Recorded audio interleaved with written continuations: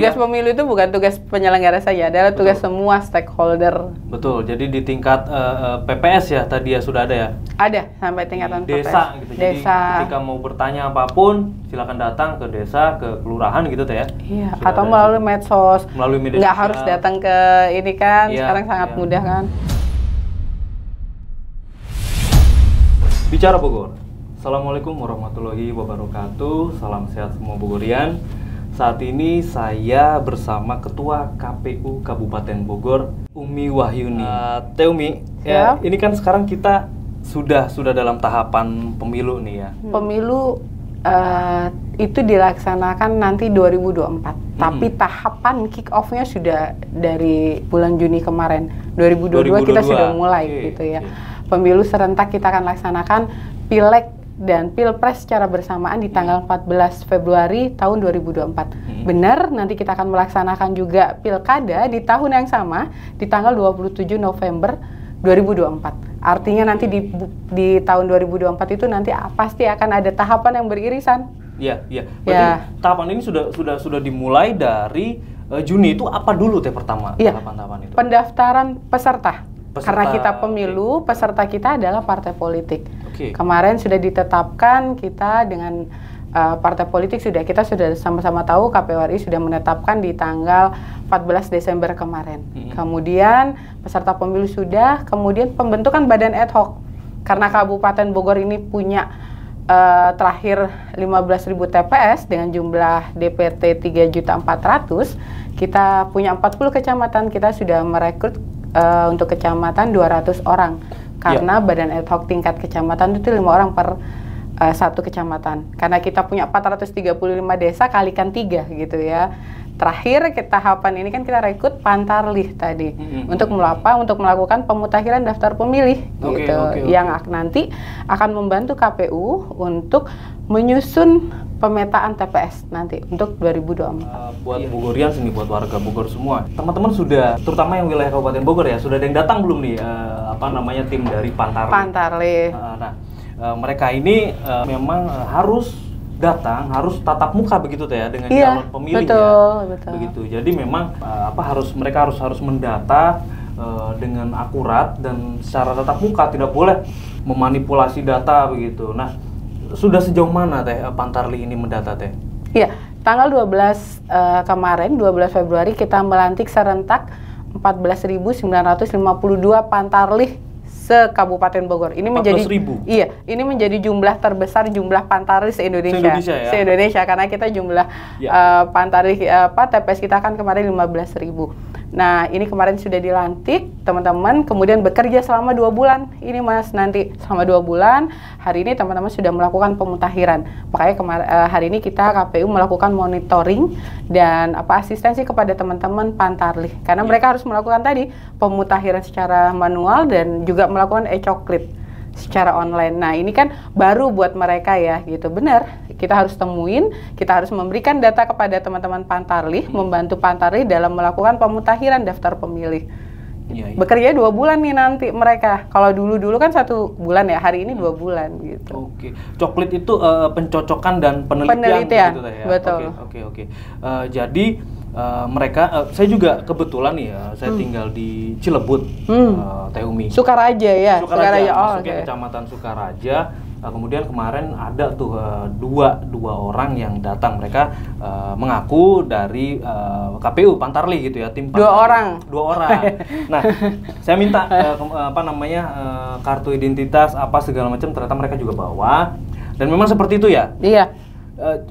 Menariknya mereka ini muda-muda nih. Ini kenapa teh, sengaja atau bagaimana ini? Ya, kalau hari ini kita sedikit berbeda dengan rekrutmen kemarin pada sebelum-sebelumnya. Hari ini kita membuka rekrutmen pendaftaran mandiri. Kalau dulu mungkin PPS banyak menunjuk RT RW tuh. Gitu. Nah, karena sekarang mandiri dan ini juga jadi luar biasa. Ternyata dari 14.952 Pantarlih kita, itu hampir 75% itu anak muda gitu. Dan ini menjadi semangat ya, ternyata anak muda mau nih menjadi penyelenggara, menjadi Pantarlih. Sehingga kita lihat ternyata juga update kerja progresnya nih luar biasa. Hampir 75% rata-rata mereka sudah menyelesaikan.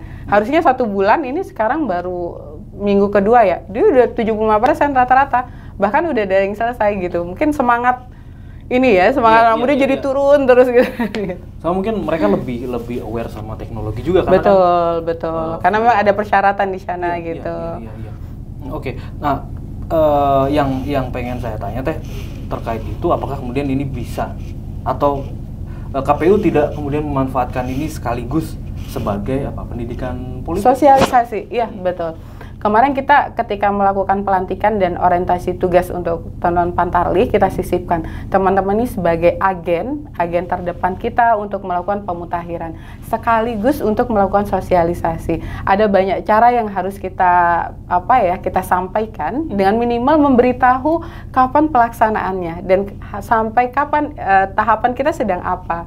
Ya. Kemudian kan menempelkan ini ya Mas, menempelkan stiker. Stiker ya. Nah itu kan juga betul, itu kan juga menjadi penanda. Kalau kita ceritakan, ini kalau ditanya nanti dengan orangnya stiker apa, tolong dijelaskan ya. Ini stiker kalau bukti kita sudah didata. Kita menjelaskan seperti itu. Mudah-mudahan itu tersampaikan juga kemarin pada saat iya. Lumayan kan kita punya 14.952 orang untuk menjadi agen sosialisasi kita kemarin. Oke. Nah, kita potensial pemilih kita berapa ya? Kalau DP 4 kita kemarin 3.900.000. Naik dari dengan jumlah terakhir kita itu kan 3.400.000. Nah inilah tugas teman-teman Pantarlih melakukan pemutahiran sekarang. Melakukan pemutahiran untuk sekaligus mereka kan bekerjanya selama 2 bulan.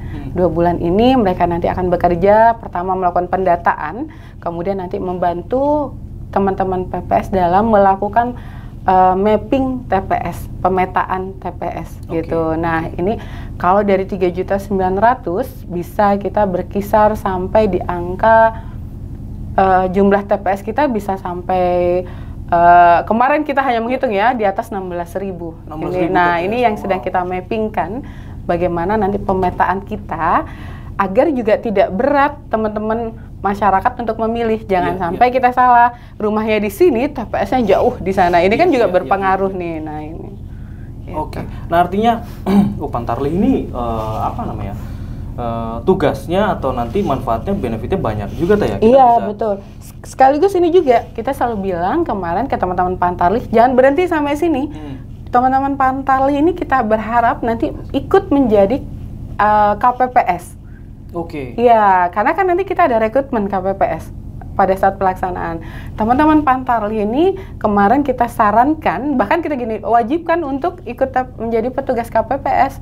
Karena dia tahu ya terkait dengan data, minimal dia bisa menjadi petugas KPPS untuk bagian datanya ya, untuk gitu. Iya, KPPS ini yang kemudian nanti KPPS ini panitia penyelenggara pemilu gitu. Iya, di tingkatan TPS, di tingkatan TPS. Oke, jadi teman-teman Pantarlih ini bisa juga kemudian nanti berlanjut di KPPS ya. Karena dia tahu data ya, dan kita tuh besar. Kabupaten Bogor itu dengan 15.000 TPS kemarin merekrut kurang lebih 135.000 orang untuk petugas KPPS-nya saja gitu. Iya. Nah ini kan besar ya, ini menjadi sebuah pengalaman buat teman-teman muda juga untuk bagaimana menjadi penyelenggara. Kan ada tahapannya. Hari ini kan kalau sesuai dengan tahapan DP 4 itu, data potensial pemilih itu turun dari Kemendagri diberikan kepada KPU RI. Kita yang kabupaten ini menerima dari KPU RI. Nah kita melakukan pemutahiran itu, kemudian sampai mapping. Kalau ditanya tentang mungkin pemilih pemula, ini kita kemarin bekerja sama dengan KCD. Ada kurang lebih 222.000 data pemilih pemula. Hanya untuk pemilih pemula untuk kategori siswa ya. Belum lagi kita bicara tentang pemilih pemula yang TNI Polri tuh. TNI Polri, itu kan juga pemilih pemula tuh. Ketika sudah purna, dia menjadi pemilih pemula itu. Artinya dari 3 juta sekian tadi dalam proses di Pantarlih ini bisa berubah ya? Bisa berkurang atau bertambah? Bisa berkurang, bisa bertambah. Itulah fungsinya dari teman-teman Pantarlih, melakukan pencocokan. Bisa ketika sudah ini bisa dihapuskan gitu. Persyaratan-persyaratan ya, ketika misalnya orang yang sudah meninggal ada bukti pendukung, dokumen pendukung, harus ada kartu kuning, kartu kematian, itu juga harus dimiliki sama teman. Nggak bisa teman-teman Pantarlih mencoret langsung gitu kan, karena harus ada data pendukung di sana. Nah pertanyaan kemudian Teh. Bogor ini kan masyarakatnya komuter ya? Banyak komuter juga ya? Nokturnal kalau kata orang itu ya. Daerah nokturnal juga nih. Karena daerah Sukaraja ke sana Cilebut itu nokturnal. Jalur KRL. Nah, ini bagaimana nih Teh kalau teman-teman Pantarlih datang, kita calon pemilih nggak ada di rumah, ini gimana? Ya, itu jadi tantangan juga ya. Dan ini menjadi permasalahan menjadi salah satu permasalahan terbesar kita terkait dengan DPT. Kita juga sudah pernah melakukan rakor bersama dengan teman-teman KPU yang berdekatan dengan kita, dengan Depok, dengan Tangerang gitu ya. Karena rata-rata juga nih yang harus kita sadarin, wilayah penduduk di situ itu tidak semuanya punya KTP Bogor. Iya. Betul. Nanti ketika ingin memilih di Bogor. Gitu kan. Nah, ini kan juga nggak bisa. Ketika memilih itu kan harus sesuai dengan domisili, harus sesuai dengan KTP domisili gitu. Oh, nanti tahun ini seperti itu? Seperti itu. Tahun sebelum-sebelumnya juga seperti itu. Atau kita bisa menggunakan pindah memilih gitu. Nah, ini kan edukasi juga. Berharapnya ketika teman-teman Pantarlih datang ke masyarakat yang belum punya KTP, dia juga kalau tidak mau pindah KTP, dia bisa pindah memilih namanya gitu. Pindah memilih ini formnya bisa diurus di KTP, di TPS asal atau KPU asal atau KPU yang dituju. Karena kan harus dicoret nih. Dia nanti dapat form A5 sebagai bukti dia pindah memilih, tetapi di sana harus dicoret, di sini ditambahkan karena kaitannya nanti dengan logistik. Iya. Nah, itu prosesnya kapan? Dari sekarang juga sudah bisa. Sudah bisa? Sudah bisa. Misalkan saya KTP saya Surabaya gitu. Iya. Saya tinggal di sini. Nanti saya pengen memilih di sini. Iya. Sekarang saya harus kemana Teh? Bisa datang ke KPU. Kalau ke Surabaya kan terlalu jauh nih gitu ya. Bisa datang ke KPU terdekat atau ke PPS terdekat. Tugas pemilu itu bukan tugas penyelenggara saja, adalah tugas semua stakeholder.